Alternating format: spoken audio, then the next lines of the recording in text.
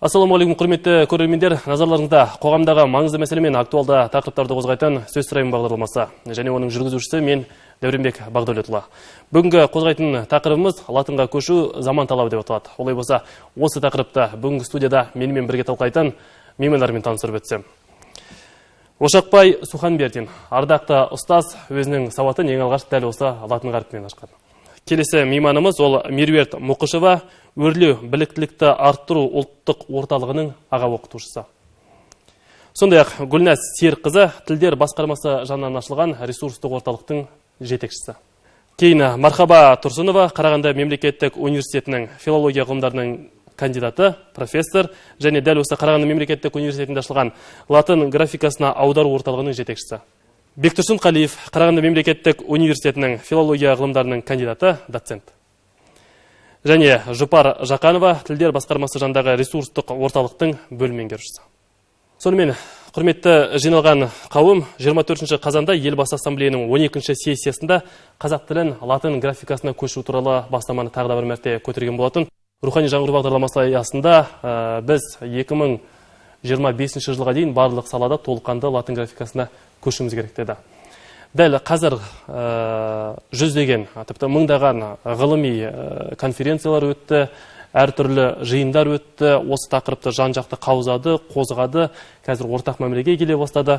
Неше түрлі жүздеген осы латын графикасының әліпбиінің нұсқалары ұсынылды, соның бірегейлерін таңдап келе жатырмыз, әлі де өзгеруі мүмкін деген ақпарат бар. Осы төңіректе ең соңғы ақпараттар қандай болып жатыр, осы тақырыпты білу үшін құрметті Жұпар Жақанқызы, өзіңізден сұрағым келіп отыр. Жақында ғана Астанаға барып, осы тақырып төңірегінде қозғалып жатқан жиындарға қатыстыңыз, атсалыстыңыз, қандай өзгертулер болуы мүмкін, қандай тақырыптар қозғалып жатыр, сонымен бөлісіп берсеңіз. Қазақ жазуын латын графикасына кезең-кезеңмен көшіруге байланысты жоспарға сәйкес жақында наурыз айының соңында мен Астана қаласына 72 сағаттық курстан өтуге барып қайттым. Курста бізге мықты мамандар, орфографиялық жұмыс тобының мүшесі, Анар Фазылжан, сол сияқты басқа да көптеген ғалымдар дәріс оқыды. Енді сіздің сауалыңызға келетін болсақ, қандай өзгерістер болуы мүмкін деген сұрақты қойып отырсыз ғой. Алдағы уақытта мүмкін әліпбиде бір-екі әріптің орны ауысуы мүмкін дейді. Сол сияқты емле ережесінде де көптеген ғалымдардың, сондай-ақ кәдімгі тіл жанашырларының ұсыныс пікірлерін ескере отырып ұсыныстар енгізілуі мүмкін деген жауапты айтты. Өз жанымнан қосатын болсам, қазіргі уақытта курстан өтіп алғаннан кейін жақында ғана 24 сағаттық оқыту курсын бастап кеттік. Оқып жатқан мамандармен талдау барысында кейбір ереженің кейбір тұстарын қайта қарау керек екен, қайта толықтыру керек екен деген сұрақ туындайды. Себебі бүгін ғана бір дәрісті оқыған кезде жіңішкелік белгісімен келетін шет тілдік сөздер бар, орыс сөздері, басқа Европа тілдерінен енген сөздер. Сол сөздерді жазу барысында біраз қиындықтар туындайды екен. Енді осының барлығын болашақта ескеретін шығар деп ойлаймыз. Біз ғалымдардан үміт күтеміз. Ереже өзгерген сайын сынамадан өтіп отырады, көпшіліктің талқысына салады. Бұнда бір қуантарлық жағдай талқыдан өтеді, талдаудан өтеді, жұрт талдауға қатысады. Тек қана белсенділік жетіспейтін сияқты әлі де болса, талдау барысында қандай сұрақтар туындады, қандай мәселелер туындады, соның барлығын ілеше ала ғалымдарға хабарлап отырса, айтып отырса, емле ережесі меніңше кейінгі уақытта ең соңғы қаралған кезде ескеріліп, барлығы толықтырады деп ойлаймын. Рахмет. Бектұрсын аға, шымшық сойса да қасапшы сойсын деген сөз бар. Дәл осы латын қарпіне көшу мәселесін түгел халық болып, бұқара болып талқылау бұл қаншалықты дұрыс? Мүмкін бұл осы тіл мамандары талқылап өзара бір шешімге келу керек шығар. Себебі осы қарпты жаңа алған кезде бұқараның талқысына жіберіп, көптеген негативті де, позитивті де пікірлер қалыптасқан болатын, және бұл заңды да шығар. Сіздің ойыңыз қандай? Дұрыс айтасыз. Қазақ жазуын латын графикасына көшіру мәселесі мына 2 жылдан бері ресми түрде жан-жақты сөз болып келе жатқаны рас. Өткен жылдың желтоқсан айында республикалық Егемен Қазақстан газетінде осы емленің соңғы нұсқасы жарияланды. Бұны үкімет басшысы, сол ұлттық комиссия мақұлдаған болатын. Мұны көпшіліктің талқылауына ұсынылғаннан кейін барып мақұлданып біз қарастырып жатырмыз, иә. Енді бұл жердегі мәселе бұған дейін жаңа сынамадан, апробациядан өтті ғой. Бұл ғалымдар арасында, көпшіліктің арасында әлі күнге дейін талқылап жатқан мәселе. Жаңа жұпар өте жақсы айтып өтті. Яғни бұл көпшіліктің осы жазуға дейін деген көзқарасын көрсетіп отыр. Бейжай қарамайтындығын. Әрине кемшін тұстары бар екен біз айтып келеміз, әлде де айта береміз. Жалпы осы 32 харіпке негізделген әліпбидегі бір дыбыс, бір таңба негізі алыну керек. Бұл әліпбиге осы 1-2 жылдың көлемінде өзгеріс енгізеді дегенге мен сене қоймаймын. Бұл уақыт өте келе жаңағы тағы да талқылаудан көпшіліктің пікірмен санаса кетіп өзгеріске ұшырайтын шығар. Жаңағы сауал бойынша қоғаммен, жалпы халықпен, бұқарамен талқылау керек па? Әлде осы тіл мамандары, филолог, ғалымдар? Бұл негізінен демократиялық принциптің негізінде көпшілікпен талқыланып отырғаны өте дұрыс. Бұл дұрыс деп есептейсіз. Тіл мамандарының ғана пікірі емес, көпшіліктің пікіріне құлақ асып барып, толықтырулар енгізу керек. Рахмет. Ошақбай аға, сіз енді біліміңізді жаңағы 1929 жылы Ахмет Байтұрсынов әкелген латын қарпіндегі негізіндегі әліпбимен ашты деп отырмыз, иә? Қазіргі қаріпті де көріп біліп отырсыз, ардагер ұстаз ретінде сынапта отырсыз, жақсы жақтарында негізге ала отырсыз. Қай тұстары сізге ұнайды? Бұрын енді әліпбиді бекітілді ғой, енді оны енді кемшіліктерін жаңағы нәрселер атып кетіп жатыр. Ал енді оған тоқталмай ақ қой, мен соны біз қалай пайдалануымыз керек. Осы жөнінде мен көп сұрақтар кім Мархаба Тұрсыновның да мақаласын оқыдым. Ішіне көтерілген пікірлердің барлығы біздің ойымыздан дәл шықты. Ол қолдайтын нәрсе. Ал енді мына қазіргі әліпбиге көшуді өзіміз бір жағынан қуанып отырмыз. Екінші жағынан қиындық жақтары бар екенін оны көріп отырмыз.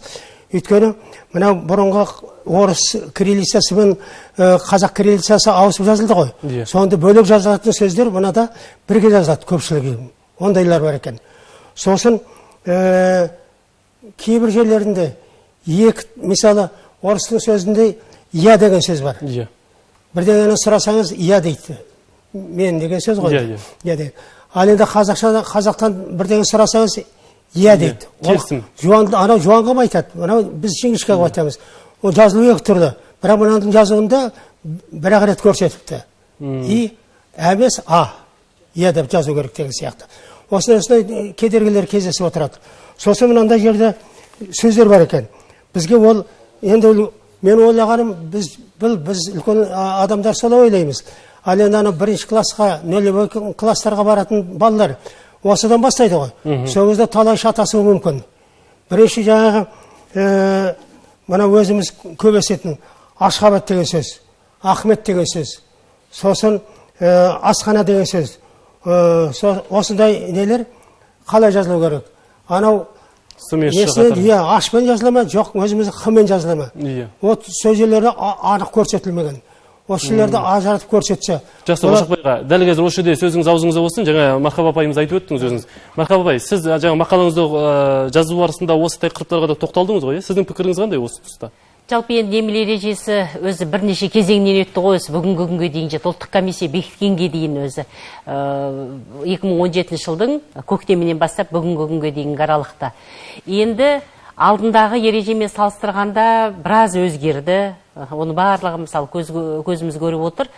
Енді бүгінгі ережеге байланысты кейбір мәселелер рас кейде нақты түрде анық көрсетілмей қалған тұстары бар.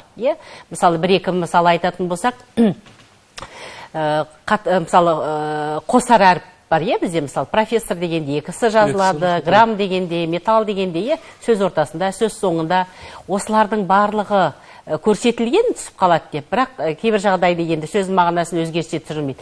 Бірақ жалпы есім, жалқы есімге байланысты мәселе ажыратылып айтылмаған. Мысалы, егер біз калий, магний дегенде бір иді түсіріп жазатын болсақ, жаңа емле ережесі бойынша, енді жалқы есімдер бар, мысалы Анатолий, Василий деп айтатын болсақ, ондай жағдайда түспейді. Немесе қосар әріпте, мысалы Филипп деп айтатын болсақ, металл дегенде, грамм дегенде түскеніменен жалқы есімдерде түспейді. Осы жағына кішкене нақты түрде осы көрсетілмеген. Сонан кейін я менен юды нақты түрде ажыратып, мысалы я әріпімен, ю әріпімен ғана деп жазылғат деп көрсетілген. Бұл жерде яғни төл сөздерде, сөз басында, ономастикалық атауларда, дауысты дауыссыз дыбыстан кейін, айырым жіңішкелік белгілерінен кейін ажыратылатын тұстары бар. Соғанда енді бұл енді айтылып жатыр, ұсынысымызды беріп жатырмыз. Мен сол енді орфографиялық топтың мүшесімін. Соған байланысты өткен жолы біраз ұсыныстарымызды айтты. Енді бұл бір жағынан енді жаңағы сұрағыңызға айтатын болсақ, кім біледі, мүмкін көпшілік талқылауда дұрыс шығар. Себебі енді басқа маман иелері болғанмен де емеледен хабардар адамдар бар ғой. Сол себептен яғни сондай ұсыныс пікірлердің негізінде тағы да мүмкін азын-аулақ өзгеріске түседі. Бірақ жалпы қаңқасы осы ереже қалады. Рахмет апай. Гүлназ ханым, сауал сізге бағытталады. Әлі жетілген жоқ, толығып жатыр, әлі де толықтырылуы мүмкін. Біраздар оқытуды бастадыңыздар. Жүздеп, мыңдап оқытып жатырсыздар. Кейін бір қарама-қайшылықтар, кереғар пікірлер туындамай ма осы тұста? Жаңа біз Жұпар Рысқұлқызы айтып кетті, бұл жерде пилоттық жоба ретінде біз қазір бір мекемені алып отырмыз. Сол бір мекемеде көрейік деп жатырмыз. Содан міне жаңа туындап жатыр жіңішкелік белгісінің өзінің жаңа қырсылары. Ансамбль деген сөзді жіңішкелетіп, ә дыбысымен алмастырамыз десек, жаңа соңғы дауыс дыбысты ол қабылдайды. Бірақ дегенмен басқа да сөздерде бар деп жатыр ғой. Енді бұл жерде оқыту курсы басталған жоқ. Қазіргі таңда біз былтырғы жылы бізді жеке мекеме ретінде осы латын графикасын енгізу бойынша облыста жеке мекеме ретінде ашқандықтан біз былтырғы жылы жалпы тренинг дегенді енгіздік практикамызға. Ол тренинг дегеніміз жаңағы мекемеге келіп қазақ тілін біледі, қазақ тілін білмейді емес, жалпы мамандарға жалпы түсінік беру. Бұл не, қандай өзгеріс болды? 42 әрпіміз енді 32 әріп болды. Яғни бұл жерде тренинг дегенде жаңа негізгі мына ережені толық түсіндірмейміз, дегенмен жаңа қандай өзгерістерге ұшырады, қалай болашақта қандай жұмыстар атқарылады деген мақсатпен тренингтер бастап кеткен болатынбыз. Рахмет. Меруерт ханым, сіздер қандай жұмыс атқарып жатырсыздар осы тұста? Өрлеу біліктілікті арттыру орталығы. Енді ең басты күш менің ойымша педагог мамандарға түседі, білім беру ұйымдарының мұғалімдеріне түседі. Мынау Қазақстан Республикасының премьер-министрінің 2018 жылдың 18 наурызында 27 күнмен бекітілген жаңағы 2025 жылдарға дейінгі латын әліпбиіне көшудің іс жоспарының 14 тармағында нақты көрсетілген. Яғни мектепке дейінгі білім беру ұйымдары мен жалпы білім беру ұйымдарының педагог мамандарының біліктілігін арттыру, нақты өрлеу біліктілікті арттыру ұлттық орталығына жүктелген. Енді осы жүктемені орындауға біліктілік арттыру институты қыруар жұмыстарды жасап дайындықты жүргізді. Енді ең басты бұл мамандар дайындау. Біздің біліктілік арттыру институты республика көлемінде 17, барлық 17 республикалық біліктілік арттыру институттарының аға оқытушыларын жинақталған. Мынау Ахмет Байтұрсынов атындағы тіл білімі институтының ғалымдарының өткізген біліктілік арттыру курсынан өттік. Былтыр 2018 жылдың қазан айында. Енді келесі кезеңде мынау әдістемелік жұмыстарға байланысты әрине мынау жаңағы айтып өткенде мыңдаған деген сияқты республикалық деңгейде болсын, облыстық деңгейде вебинарлар, конференциялар оны жүйелі түрде өткізіп жатырмыз. Ой талқы алаңдары бар. Енді мынау ең басты нақты тәжірибеге келетін болсақ, бұл білім беру бағдарламасын дайындап қойдық. Яғни баста деген кезде біз дайынбыз. Яғни білім беру бағдарламасында жаңағы 72 сағаттық контентін дайындап, біздің біліктілік арттыру институттың тренерлары әртүрлі жаңағы қажет тақырыптарды қарастырдық. Енді ең бастысы жаңағы теориялық басқа айтылған талқылауларға байланысты, емлеге байланысты тақырыптардан бөлек нақты сол педагогтардың мынау көз дағды, қол дағды машықтарын жаттықтыруға арналған практикалық тапсырмалардың жиынтығы. Бұл жақсы дүние деп ойлаймын, нақты қажет дүние деп ойлаймын. Жақсы, көп рахмет. Жалпы қалай алсақ та, бұл енді латын қарпі көбі сағынаға ауышқан, күткен, әйтеуір біздің бір генімізде, тамырымызда бар сияқты, латын қарпі қабылданды, бітті. Кез келгенге оқыту, қиындық тудырған жоқ. Бәріміз оқи алатын сияқты болдық, себебі күнделікті тұрмыста қолданып жүрген, көріп жүрген қаріптер болды. Солай ғой, сондықтан да көптеген пікірлер айтылды, әлі де айтылып жатыр, бірақ нақты тарихи қадам жасалды деп есептейміз. Бұл турасында біздің елбасымыз, тұңғыш президенттің өзінің бір пікірі бар, соны назарларыңызға ұсынсам, кейін әрмен қарай жалғастыратын боламыз. Нағыз тәуелсіздік, ол тілдің де тәуелсіздігі. Солай ғой? Оның бір жағынан терең, ар жағында жатқан астары сол. Оның бір жағында бүгін бүкіл дүниенің 70% сол әліпбимен жұмыс істейді. Ғылымның, технологияның тілі, сол жерден барамыз. Интернеттің тілі біріншіден. Екіншіден, сіздер жазушылар, журналистер менен де жақсы білесіңдер, бұл әліпбидің біздің өзіміздің қазақтың тіліне деген қанша пайдалы келетінін. Кириллицаның ішінде бізге керек емес әріптер бар, неше түрлі. Тілімізді бұрғызып қисайтатын, келмейтін қалыпқа біздің. Ол жағында ойлау керек. Үшіншіден, біз енді мынау өркениетті елдердің арасына кіріп 30 байыған алдың қатарлы елдің қатарына түсеміз десек, соларменен бірге болуымыз керек қой. Міне осындай ғана қысқана пікір. Бекүшін аға, келісесіз осы пікірмен? Тілдің де тәуелсіздігі деп жатыр. Бұл енді расымен де біз ана теріскейдегі көршімізге кішкене ел деген тіліміз бұрмаланып кеткен жағдайлардан да құтылудың өзіндік бір септігін тигізеді ғой. Солай ма? Өте орынды. Жазуға реформа жасау ол өте күрделі мәселе. Бұл бір күннің немесе бір-екі жылдың мәселесі емес, бұл ұзақ уақытты қамтиды. Яғни біз осы реформаны жаңа әріптестерім айтқан секілді кезең-кезеңмен, саты-сатымен жүргізуге тиіспіз. Енді бір-екі ауыз кейбір жаңағы әріптерге байланысты айтатын болсақ, асхана, жаңағы алғышарт немесе әртүрлі оқылады, қалай қабылдайды деп отыр ғой. Қазақтың ұғымында мысалы ашана деген сөз жоқ, оны қазақи тамда біз асхана деп қабылдаймыз. Алғышарт деген ұғым жоқ. Сондықтан біз оны алғысхат деп қабылдаймыз мысалы. Сондықтан бұл мәселенің барлығы контекстте ажыратылады, шешіледі деген дүние ғой. Енді осы графикаға көшудегі басты мақсат сол санаға өзгеріс, сананың тәуелсіздігі деп айтып жатырмыз. Елбасы да оны өте жақсы айтты. Яғни біз кірме сөздердің барлығын қазақтың ұлттық жаңағы артикуляциялық базасына негіздеп дыбыстайтын, айтатын, сөйлейтін боламыз. Мысалы 30-40 жылдары орыс тілі арқылы енген интернационал сөздердің барлығын біз мүмкіндігінше сингармонизм заңына бағындырып пайдаландық. Соны қазір ол өзіміздің төл сөзімізде болып кетті. Бәтеңке, резеңке, газет, билет деген секілді. Міне сол секілді қазір компьютер деп жазып, компьютер деп дыбыстап отырмыз. Латынға көшкенде компьютер жаңағы парашют деп, бюджет деп дыбыстайтын боламыз. Сондықтан да бұл жерде осының дыбыстауына, айтылуына да ерекше мән беру керек. Жаңағы жазу жағына практикалық тапсырмаларды газет журнал беттерінде біртіндеп жариялап жатырмыз ғой. Орталық Қазақстанның мысалы соңғы бетінде әр апта сайын бір сабақ беріледі. Мархаба ханым, сіз жаңа айтып жатсыз, республика комиссияның мүшесімін деп.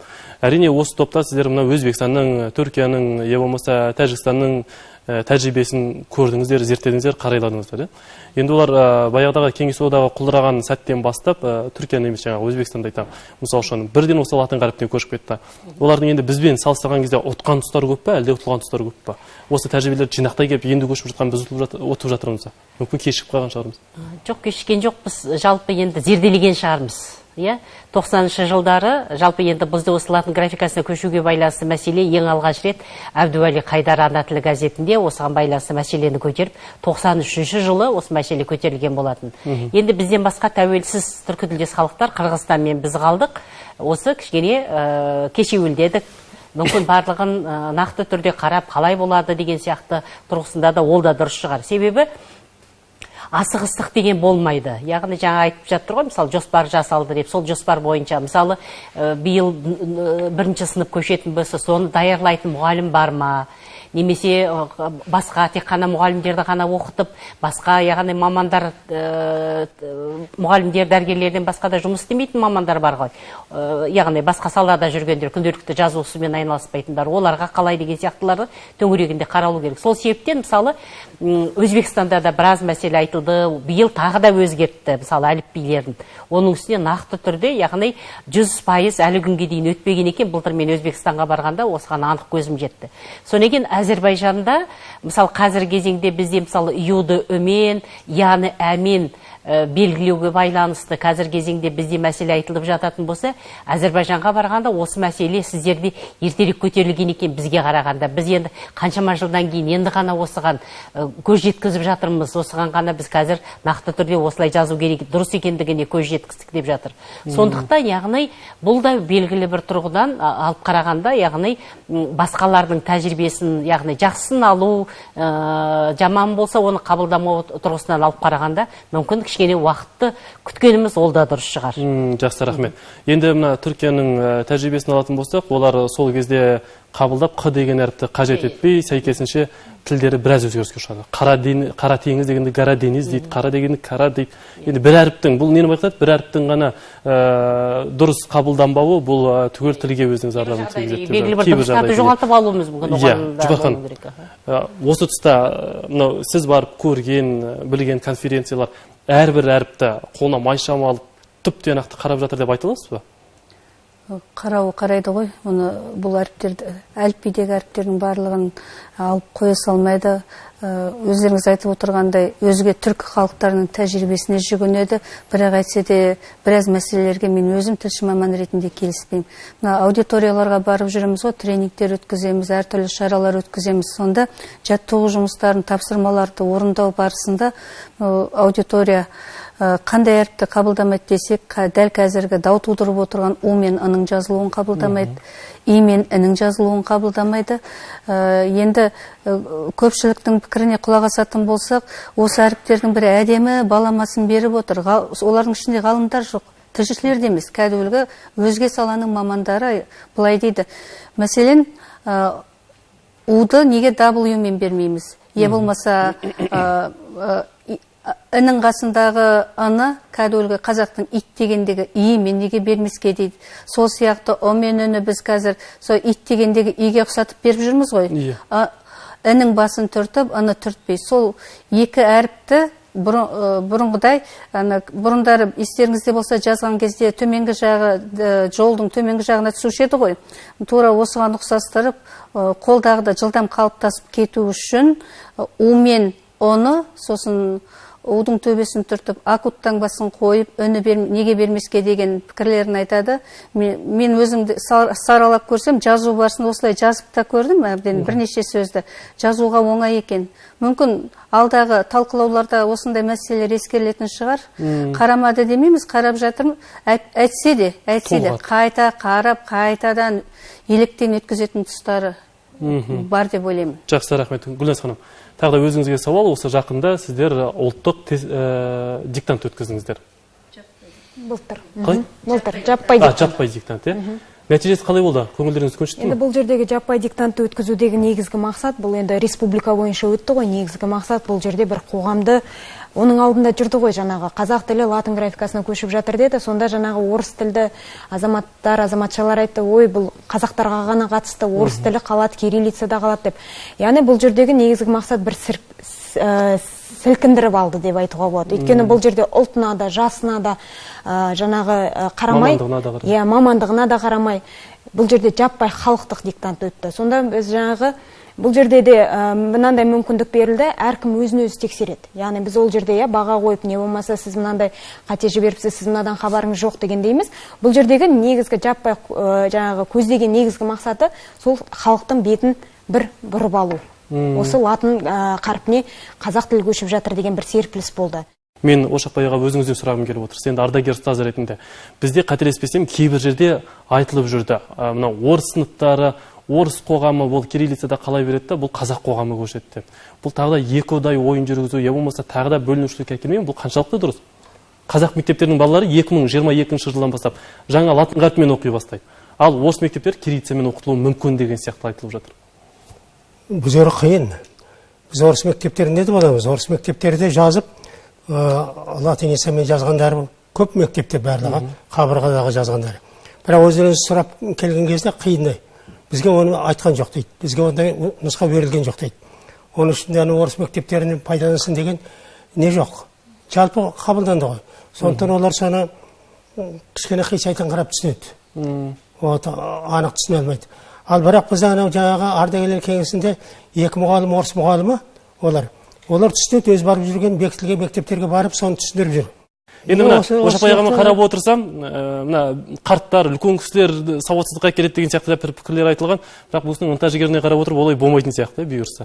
Енді жаңағы актуалды мәселеге тағы да оралғым келіп отыр. Жаңағы сіз айттыңыз ғой, үкімет жарлығына сай өрлеу ұйымдары әрмен қарай жеткізеді деп, институттар. Осы жерде қалай нақты айтылғаны бар ма? Орыс сыныптары латын қарпіне көше ма? 2022 жылдан бастап әлде жоқ па? Жоқ, әзірше қазақ сыныптары қарастырылып жатыр. Енді орыс сыныптар қашан көшіріледі белгілі ме? ол туралы әлі айтылған жоқ. Енді менің мына айтайын деген, бұл мектепті басқару жүйесі де өте қиын болады. Егер бір сыныптарға аралас болса, ол мен ойымша мектептің мамандарына, басқару органдарына өте қиын сияқты. Бұл жерде сосын балалардың мектепті бітіргеннен соң тағы да екі ойлы болады, иә. Бұл да жаңағы мектептің жұмысын екі есе қиындатады. Дайындайтын тапсырмалары, жұмыстары деген сияқты іс қағаздарын жүргізу бойынша да. Сондықтан мұғалімдердің жағдайы қиындау мүмкін дейді Бектұрсын аға.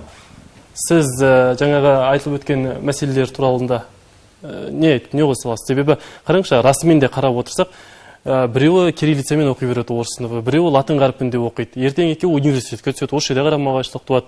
Біреуі кейінгі әліпбимен, екіншісі бұрынғы әліпбимен. Кейін жұмысқа тұрады, ол кезде де біреуі біледі, біреуі білмейді, оны оқытылмағаннан кейін. Енді бұл жерде латын жазуына қазақ мектебі көшеді дегенді айтып отырмыз ғой. Бірақ мынаны ұмытпау керек, кезең-кезеңмен, саты-сатымен деген.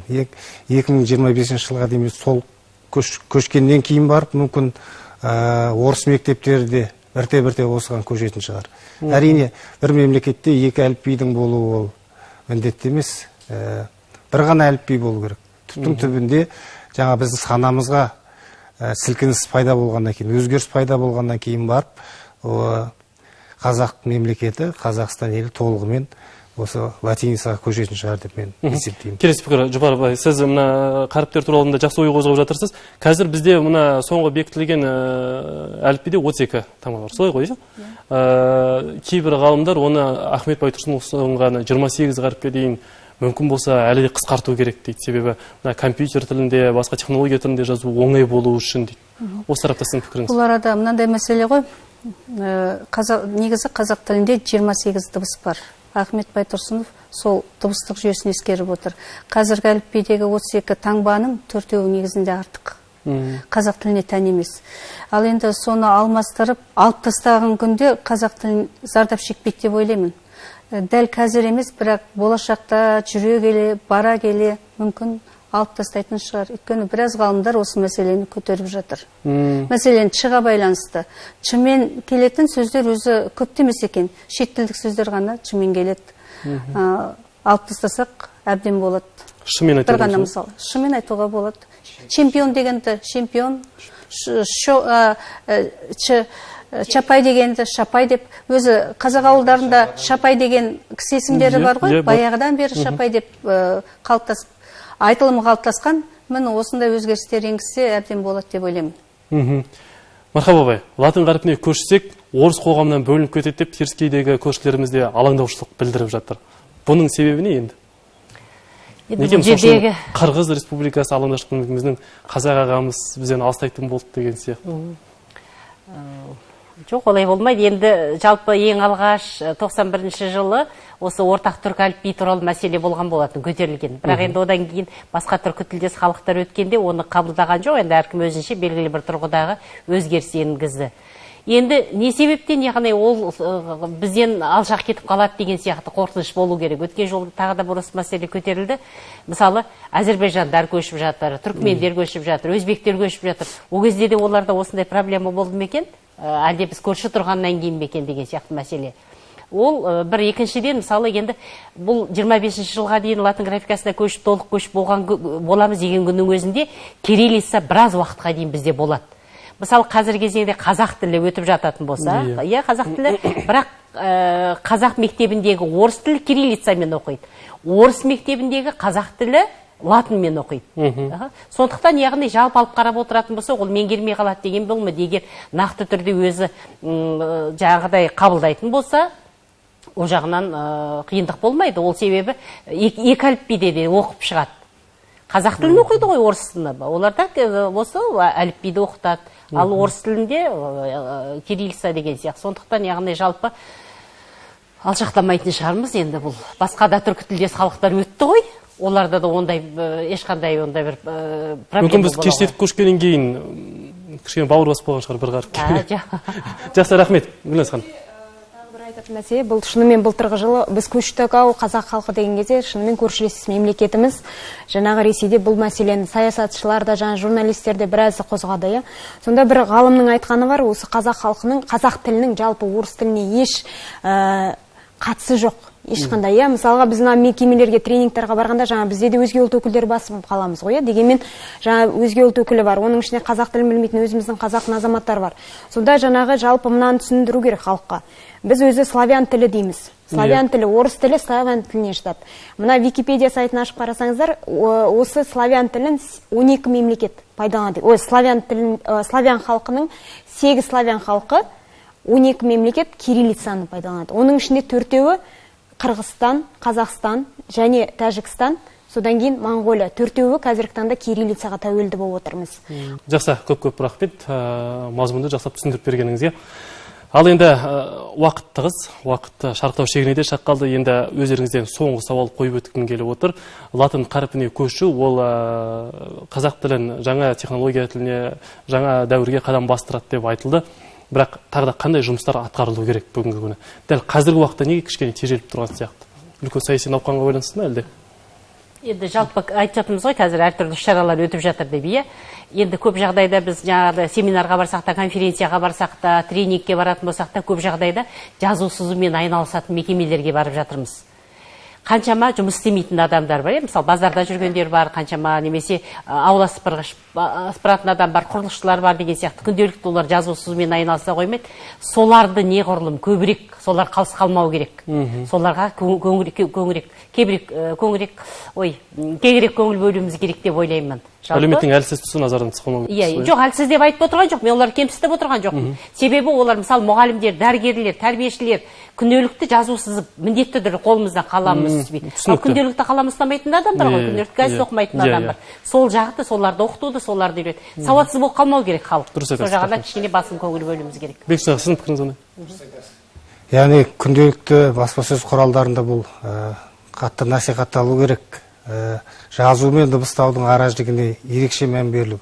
Бұлай жазамыз, бұлай дыбыстаймыз деген секілді. Бұл жердегі басты мақсатты жаңа айтып өттік қой, тіліміздің табиғи заңдылығын сақтау. Яғни сингармонизм заңдылығы. Бұл ертеңгі күн үшін керек.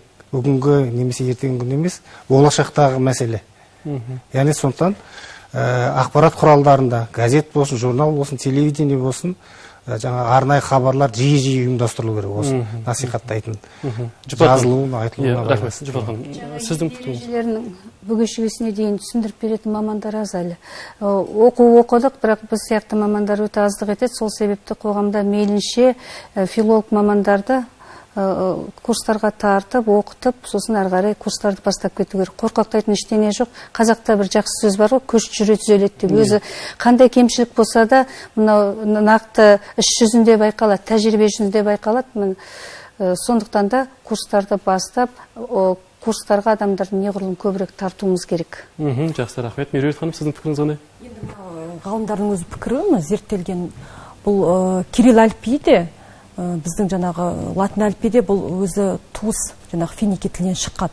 Сондықтан бізге ол қиындық тудырмайды деп ойлаймын. Сондықтан тек қана мамандар емес, мысалы дайын асты күтіп отырмай, жаңағы біздің елдің кез келген азаматы өзі күнделікті жаңағы бұқаралық ақпарат құралдарында дайын ғой, мысалы шықты, ем ережесі егемен Қазақстанда желтоқсан айында шықты. Біздің көз алдымызда соны қолданып, әр азамат жаңағы дағдысын қалыптастыра беру керек. Оны күтіп отырмау керек. Мені қашан келіп бір маман оқытады. Маған қашан келіп дайын жаңағы асты әкеп береді демес. Сондықтан әр азаматтың өзінің міндеті парыз деп ойлаймын. Рахмет үлкен. Ошақбай аға, сіздің пікіріңіз қандай? Енді екі ойым бар. Біреуі біз әлі соңға да барып жүреміз ғой.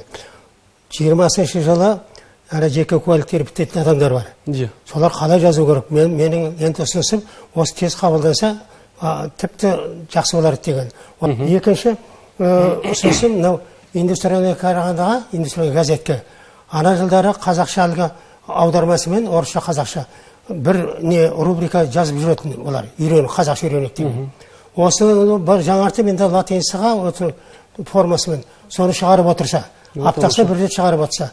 Студияға келіп, өзекті тақырып бойынша өз ойларыңызды бөліскендеріңізге, алтын уақытты бөліп келгендеріңізге көптен көп алғысымызды білдіреміз. Құрметті көрермен, біз бүгін өзімізше сөз сұрап, өзімізше ойға келдік, ал түйін жасау өзіңіздің қолыңызда. Жақсылықтар тілесейік.